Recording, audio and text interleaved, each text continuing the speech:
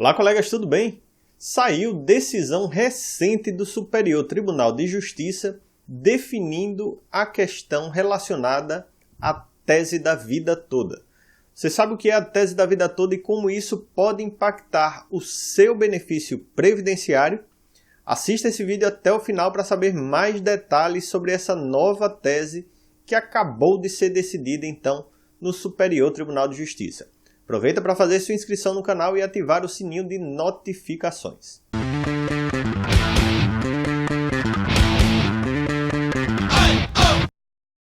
Pois é, pessoal, o Superior Tribunal de Justiça acabou de decidir a questão relativa à tese da vida toda. Vamos tentar entender por que essa tese é tão importante para você que atualmente está aposentado ou você que pretende se aposentar nos próximos anos.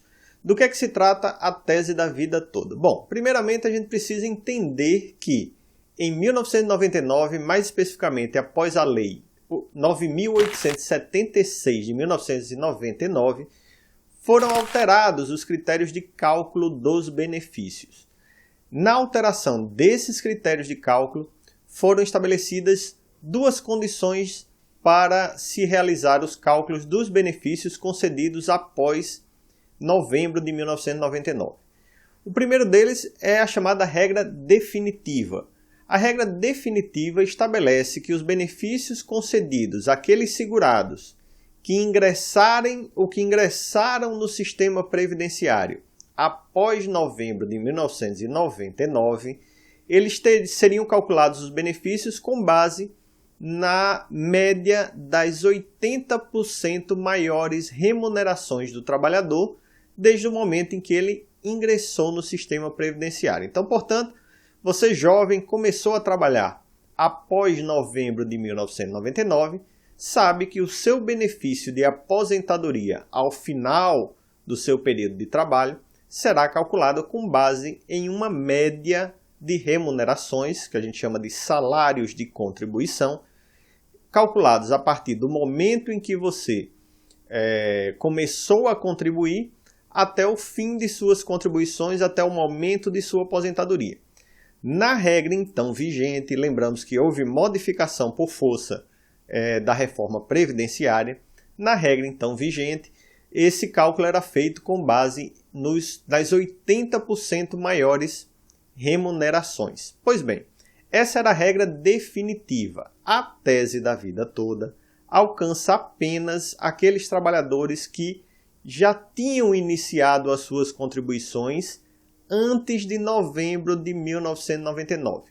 Agora, sendo mais específico, a tese da vida toda alcança apenas aquelas pessoas que têm contribuições antes de julho de 1994. Por quê? Porque a segunda regra, criada pela Lei 9.876 de 99, diz respeito a uma regra de transição, ou seja, daqueles trabalhadores que já haviam efetuado contribuições para a Previdência antes da vigência da lei e pretendem se aposentar posteriormente à vigência da Lei 9.876 de 1999. O que acontece com esses trabalhadores, em especial aqueles que têm contribuições anteriores a julho de 1994? As contribuições anteriores a julho de 1994, pela regra de transição, são ignoradas. Então, só se pega as contribuições posteriores a julho de 94. Lembrando, as 80% maiores contribuições ou maiores remunerações de julho de 94 em diante. Isso acaba acarretando alguns problemas em relação àquelas pessoas que tinham contribuições previdenciárias maiores ou em patamares maiores antes de julho de 94. Nós temos situações, por exemplo, de segurados que durante um período contribuíam em 20 salários mínimos na época. Essas contribuições anteriores a julho de 94 seriam, portanto, depois da Lei 9.876 de 99, ignoradas. A tese da vida toda, então, pretende que se permita a utilização da regra geral ou da regra definitiva, não da regra de transição, apenas quando houver benefício para o segurado. Então, o segurado vai poder optar, depois da decisão do STJ, entre a regra de transição, que limita de julho de 94 em diante, e a regra definitiva, que é aquela que estabelece que o cálculo do benefício será feito com base na média de todas as suas contribuições ou da contribuição da vida toda. Isso é muito importante, porque caso fosse obrigado a optar por uma ou por outra, poderia trazer alguns prejuízos àqueles segurados que tiveram contribuições anteriores a julho de 94 em patamar inferior.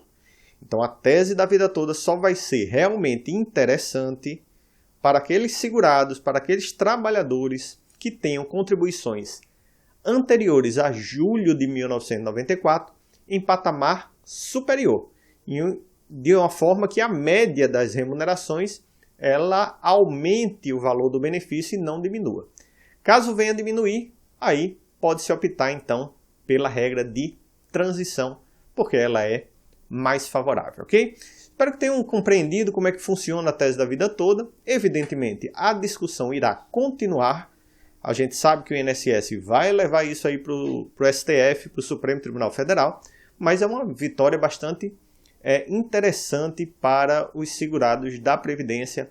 Vale a pena a gente acompanhar.